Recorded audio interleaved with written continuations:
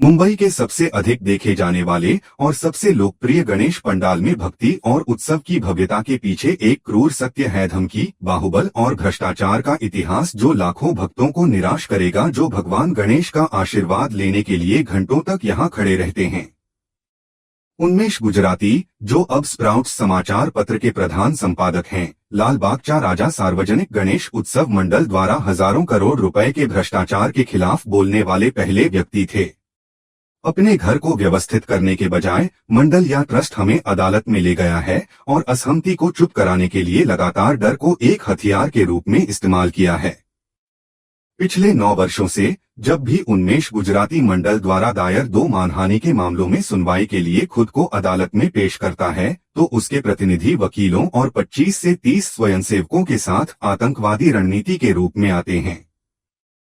लेकिन हम डरते नहीं हैं, हम चुप नहीं होंगे।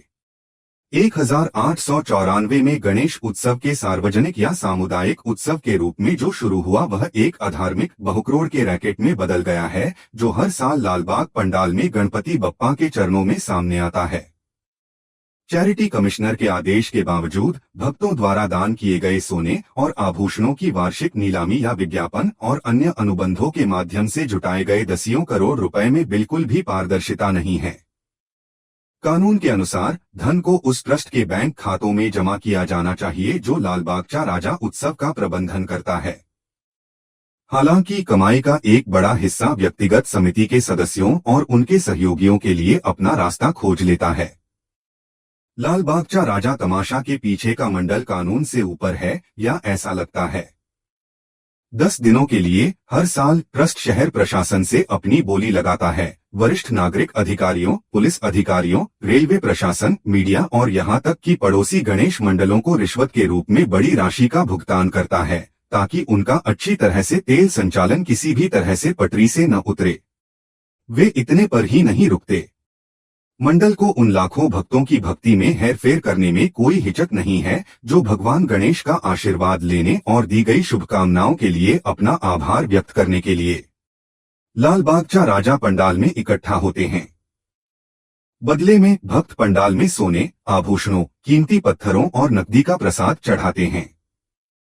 हालांकि ट्रस्ट का दावा है कि वह नीलामी की आय और उनके द्वारा एकत्र की गई नकदी का उपयोग स्थानीय समुदाय के लिए सार्वजनिक सुविधाओं के निर्माण के लिए करता है, लेकिन इसका अधिकांश हिस्सा मंडल के सदस्यों द्वारा ही घेर लिया जाता है।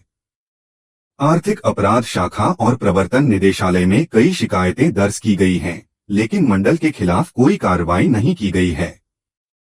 2005 से सामाजिक कार्यकर्ता महेश वेंगुर्लेकर लगातार ट्रस्ट के मामलों की गहन जांच की मांग कर रहे हैं, जबकि उन्मेष गुजराती ने 2010 से मंडल के गंदे लेन देन को उजागर करते हुए कई खोजी रिपोर्ट प्रकाशित की हैं।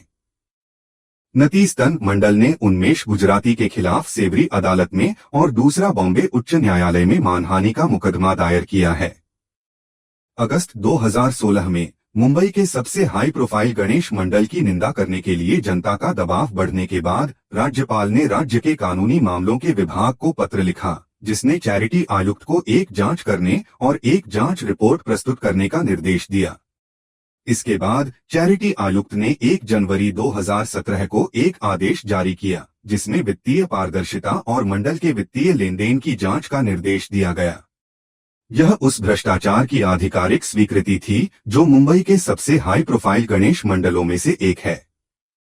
अफसोस की बात है कि दशकों पहले मुंबई के एक इलाके में एक जीवंत उत्सव के रूप में जो शुरू हुआ, वह दिखावा और अनियंत्रित शक्ति के अश्लील प्रदर्शन में बदल गया है।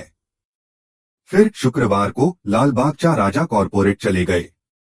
जब भारी अलंकृत 12 फुट लंबे लालबाग चा राजा का पहला रूप उत्सव के पहले दिन सामने आया, तो मुंबई मूर्ति के ऊपर एक सोने का मुकुट देखकर दंग रह गया। इसे दुनिया के सबसे अमीर व्यक्तियों में से एक रिलायंस इंडस्ट्रीज के अध्यक्ष मुकेश अंबानी के बेटे अनंत अंबानी ने दान किया था। 15 करोड़ रुपए मूल्य का 20 किलोग्राम का मुकुट मंडल के साथ अंबानी का एकमात्र प्रत्यक्ष संबंध नहीं था। अनंत को ट्रस्ट के मानद सदस्य के रूप में भी नामित किया गया है। लालबाग चा राजा के साथ अमाबनिस का जुड़ाव सर्वविदित है। परिवार हर साल पंडाल में अपना सम्मान देता है और नियमित रूप से ट्रस्ट की कथित सार्वजनिक सेवा गतिविधियों में दान करता है। लेकिन इसमें आंख से मिलने के अलावा और भी बहुत कुछ है। एक निगम के लिए जो अपने मिडास टच के लिए जाना जाता है और किसी भी कीमत पर पैसा कमाने के लिए जाना जाता है, लालबाग मंडल अन्य अनधिकृत गतिविधियों के साथ साथ मनी लॉन्ड्रिंग के लिए सही माध्यम प्रस्तुत करता है। मंडल के संचालन का केंद्र बिंदु ट्रस्ट के मानद सचिव सुधीर साल्वी हैं, जो 2005 से इस पद पर हैं। सूत्रों का कहना है कि साल्वी मंडल को अपनी निजी जागीर के रूप में चलाते हैं, अपने आप में एक लालबागचा राजा।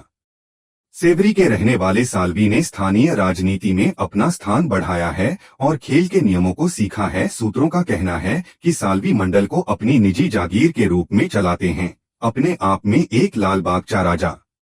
सेवरी के निवासी साल्वी ने स्थानीय राजनीति में उन्नति की है और खेल के नियमों को जल्दी सीख लिया है। एक मिल मजदूर के बेटे साल्वी ने तत्कालीन विधानसभा के स्थानीय सदस्य दग्गू सकपाल के साथ गठबंधन किया। सकपाल एक स्कूल ड्रॉप आउट था और साल्वी, जो बेहतर शिक्षित था, एक योग्य सहायक साबित हुआ। जल्द ही साल्वी ने अपने व्यक्तिगत लक्ष्यों को आगे बढ़ाने के लिए उनके जुड़ाव का लाभ उठाना शुरू कर दिया। सकपाल की मदद से साल्वी ने अपने गुरु के निर्वाचन क्षेत्र में सभी प्रकार के अनुबंधों को घेरना शुरू कर दिया। उन्होंने मिलकर गजानन कंस्ट्रक्शन नामक एक कंपनी बनाई। तभी से सकपाल और साल्वी ने लालबागचा राजा मंडल के लिए काम करना शुरू कर दिया। अपने रास्ते को आगे बढ़ाते हुए साल्वी को 2005 में मंडल का मानद सचिव नियुक्त किया गया था, एक ऐसा पद जिसका उपयोग उन्होंने लगातार अपने व्यक्तिगत भाग्य को बढ़ाने के लिए किया है।